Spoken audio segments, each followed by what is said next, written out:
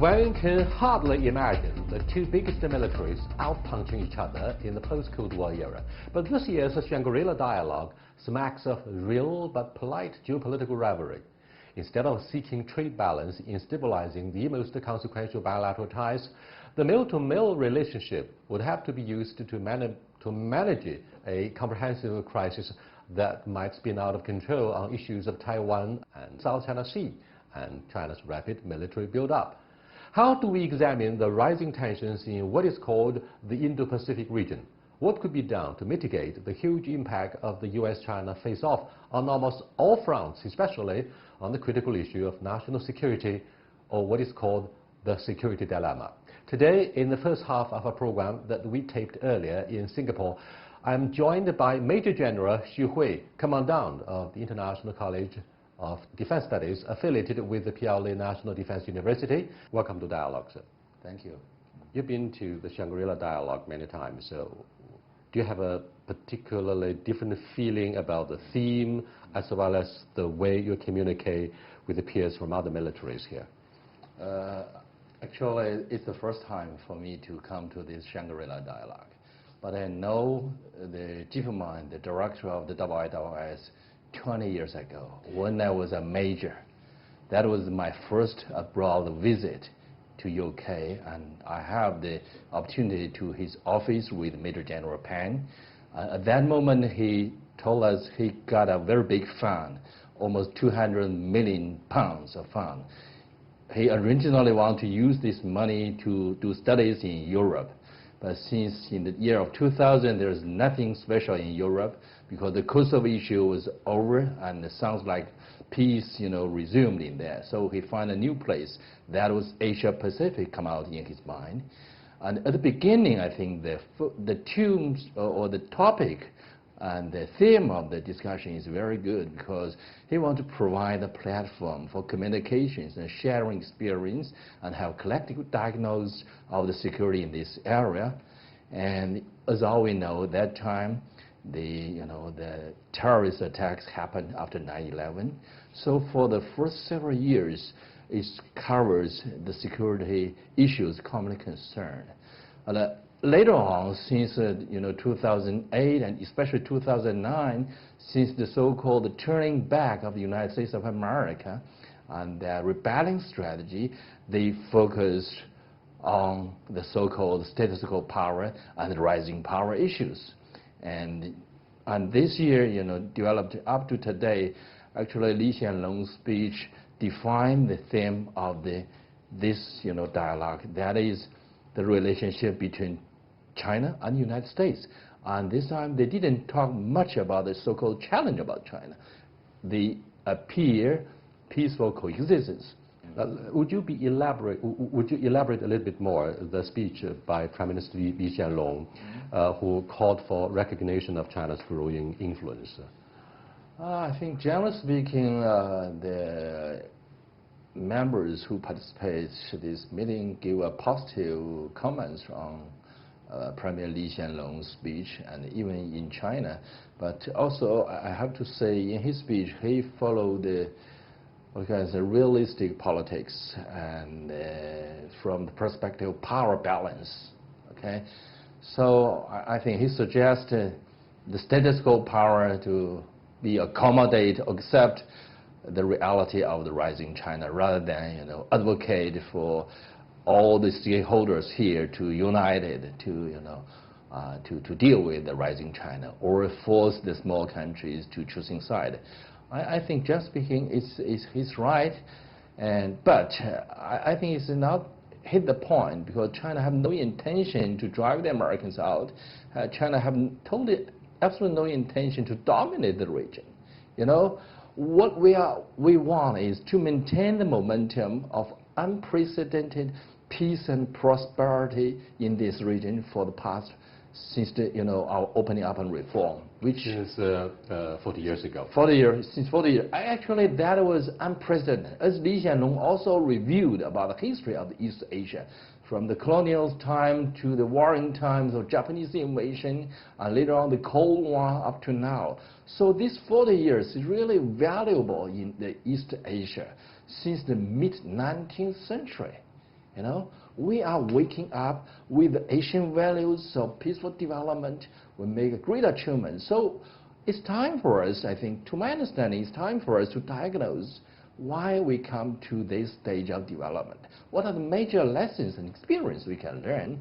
So in that way, we can, moving forward, keep the momentum of peace and prosperity in this region moving forward, together with all stakeholders. Yeah.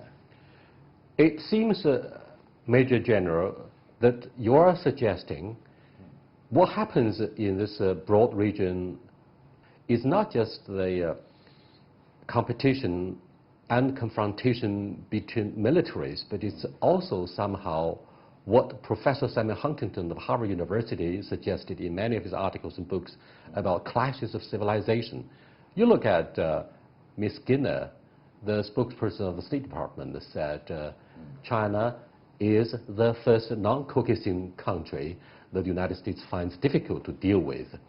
Do you think this kind of policy moves will seriously disrupt the post-Cold War order from which China benefits enormously? Actually, there are two famous theories quite popular right after the end of the Cold War. One is the clash of civilization. And unfortunately, all we know is that it has become a self-fulfilling prophecy. It's very dangerous and brought about disasters to the greater Middle East, right? So I think since the beginning, when Skinner, this non-Caucasian Americans, official put forward that kind of theory, it was widely criticized, even by Caucasians and non-Caucasians together. So I think it's really misleading. And as the other theory quite popular is that the so-called democracy for peace, or from the book of the end of the history. Yeah. But what happened after 30 years of promoting democracy, even by coercion and by force, or color revolution, or use of force? What happened? The consequences are very serious. That is, they left the concept of democracy and leave the people in chaos in the greater Middle East. So I think when we're talking about Asia-Pacific, we are lucky, has not been fully engaged by military for promoting that style of democracy here. And the Asian countries, especially East Asian countries, they develop their policy on their own circumstances and focus on development rather than conflict. So we maintain the peace and stability here. And the major lessons I think we learn are three. One is refrain from Cold War. The second, avoiding conflict. The third, seeking for common development. These three experiences are of fundamental importance for East Asia to make the unprecedented achievement in the past 4 decades. It seems each and every Yes. of these three major points would go against what President Trump stands for in his unilateral moves. Right. For example, protectionism and the rise of populism. You spoke earlier of Asian values. Now, what do you think of the role of the PLA armed forces in safeguarding not only peace and prosperity, but above all Asian values that Dr. Mahathir and Mr. Lee Hsien Loong, founding father of Singapore, tried very hard to defend all their life? Asian values, different people define it differently, but to my understanding, I can summarize it: 3 yes, 3 no. 3 yes means we insist on mutual respect and peaceful coexistence and mutual benefit. And 3 no means no use of force, no intervention, internal affairs, and no hurry. That actually 3 no's are the major principles of the ASEAN way in maintaining regional peace and development and peacefully managing the disputes and differences among themselves for common development. As the largest neighbor of ASEAN, China was the first country really entered the Treaty of Amity and fully agreed with these principles. So And that play a very important role in maintaining peace and stability in this region, other than being militarily engaged or coerced into a chaos. I think that's very important Asian values. In addition to that, I think as to China, highly respect that UN Charter, ASEAN way. At the same time, we have to have a military capability. You know, our military strategy is active defense rather than preemptive defense, preemptive attack. There's a fundamental difference between the two. Active defense is a reflection, or we respect the UN Charter of non-use of force as a standard of policy tools, or as we say it like this: we take the military as a last resort, but the preemption take the military sometimes as a first choice. So that will lead to conflict. And active defense, since you take military as a last resort, so it is positive to maintain peace and development. And General Wei Fenghe also illustrated the contents or the major components of this active defense strategy. To my understanding, it includes 4 components. Number 1, deterring aggression and separation, deterrence. Number 2, fight and win the wars, because fight and winning capability is the basis and foundation for deterring aggression and invasion. Number 3, crisis management, because we are living in nuclear age and global times. So for major countries who have disputes and conflict, they have to learn to manage those possible crises. And last but not least is cooperative security. Chinese PLA is ready to cooperate with all counterparts in the world, include United States of America, in dealing or addressing our common challenges. When President Donald Trump decided to increase the tariffs from 10% to 25 billions of US dollars worth of Chinese exports to the United States, it seems the Chinese government has been getting tough in rhetoric, particularly when you look at editorials of People's Daily and Global Times. Prime Minister Li Hsien-loong even mentioned the replay of some of the wartime movies like the Korean War. And he was very much worried about the rise of what he called nationalism, and perhaps on both sides, Washington and China.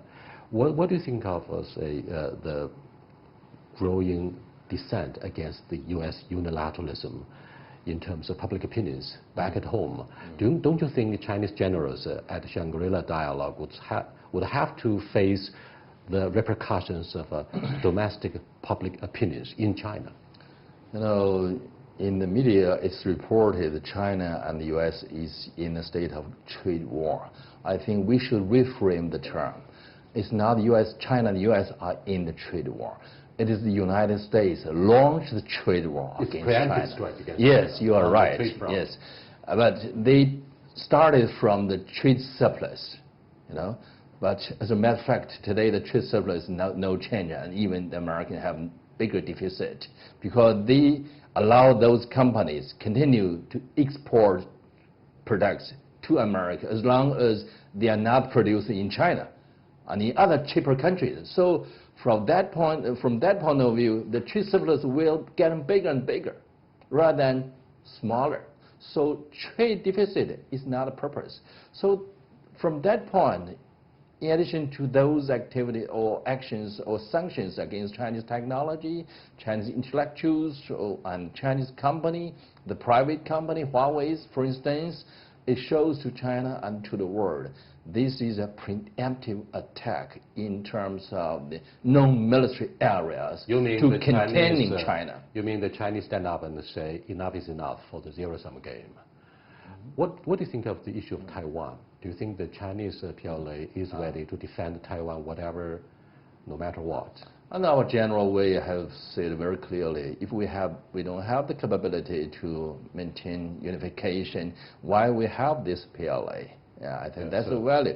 And all people, I think, should understand that Taiwan independent forces, no matter is inside Taiwan Island or outside the island, they are troublemakers now for the region and for the world. You know, we have maintained 40 years unprecedented peace and prosperity. Across the Taiwan But Strait. it should not be off track by the Taiwan independent forces. I think that is a great consensus among the members or stakeholders here.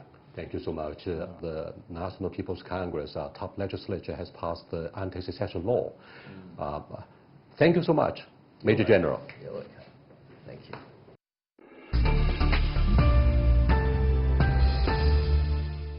After the break, Young Ray will be joined by Drew Thompson, visiting Senior Research Fellow at Lee Kuan Yew School of Public Policy at the National University of Singapore.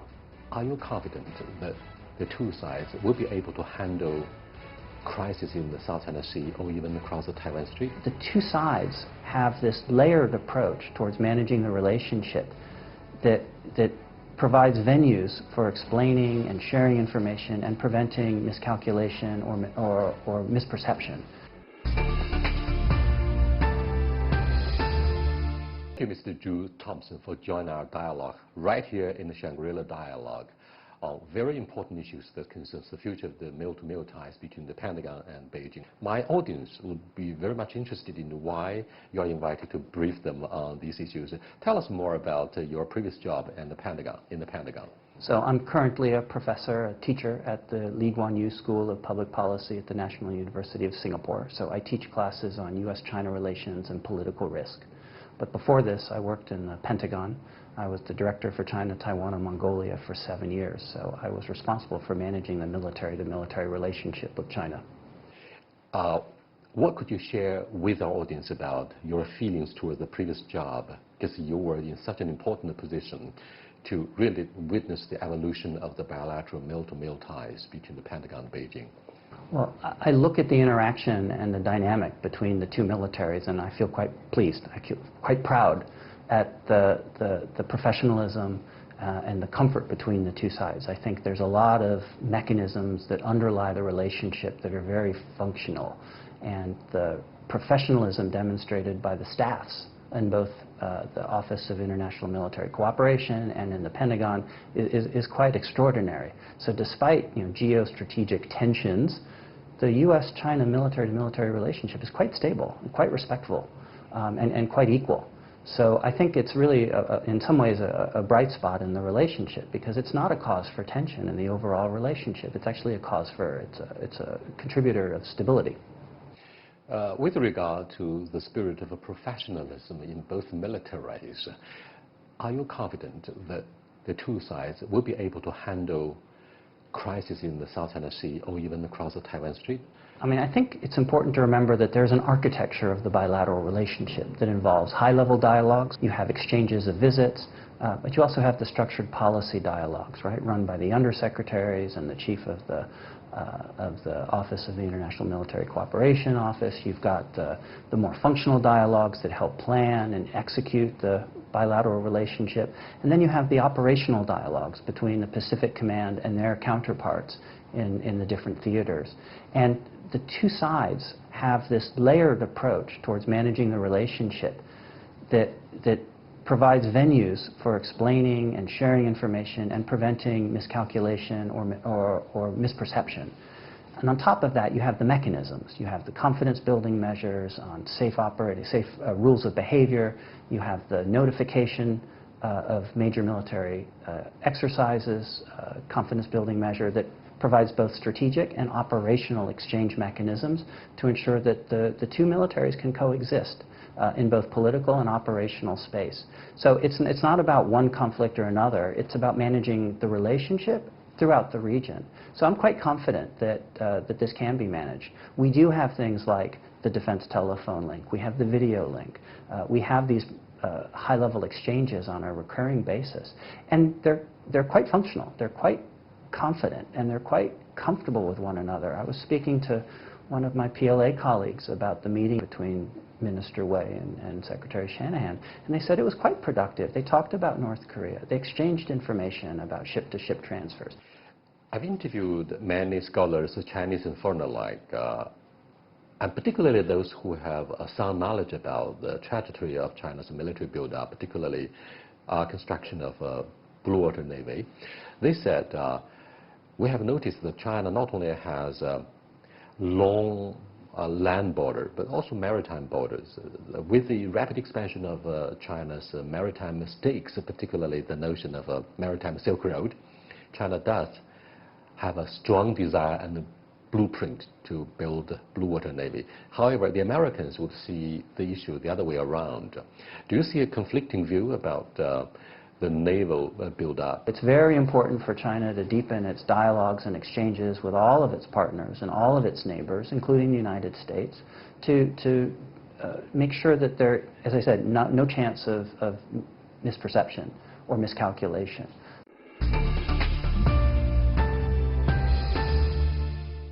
Still to come on Dialogue, Young Ray will be joined by David Gordon, Senior Advisor for Geoeconomics and Strategy at the International Institute for Strategic Studies.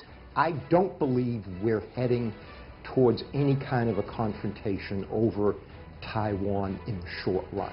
I don't believe that the DPP will move to go beyond the I think, well understood boundaries.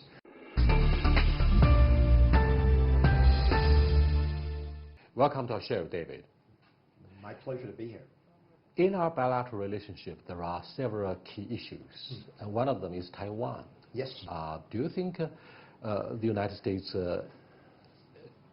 will probably deliver a wrong message to Taiwan? Look, you can use the blank check.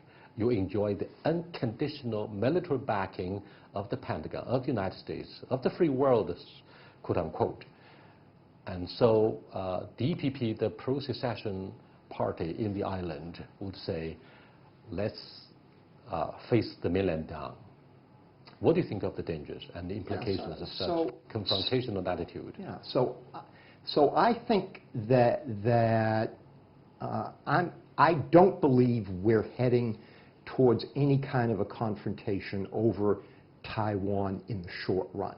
I don't believe that the DPP will move to go beyond the I think, well understood boundaries of behavior that have been in place for 40 years. That is, the U.S. will support Taiwan, but Taiwan will not attempt to make any serious move towards exiting the framework of the ambiguities of the relationship towards China and outside of the framework of the U.S. One China policy.